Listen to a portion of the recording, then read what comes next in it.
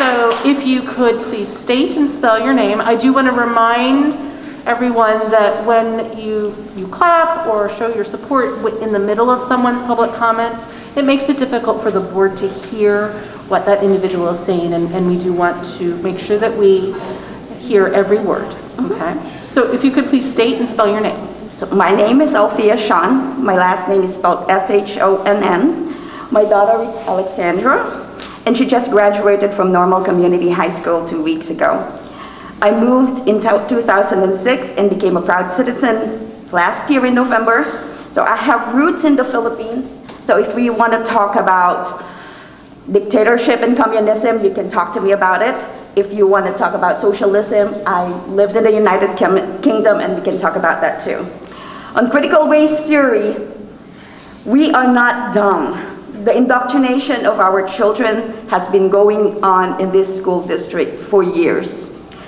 I spent year after year after year engaging with social studies teachers and English teachers about the contents of their lesson plans.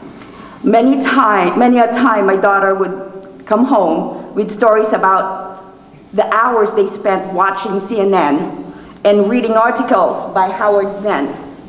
They would give homework on critical thinking. Write an essay, they said, on a controversial topic and provide citations to prove your claim. But you are not allowed to cite anywhere else other than the IMC or their own online library.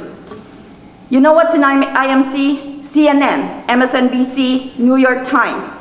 She chose to write on the Second Amendment, and of course there was very limited articles that she could cite in support of her topic. Give me a break. That is not teaching kids critical race theory. That is a cunning way of indoctrinating our children.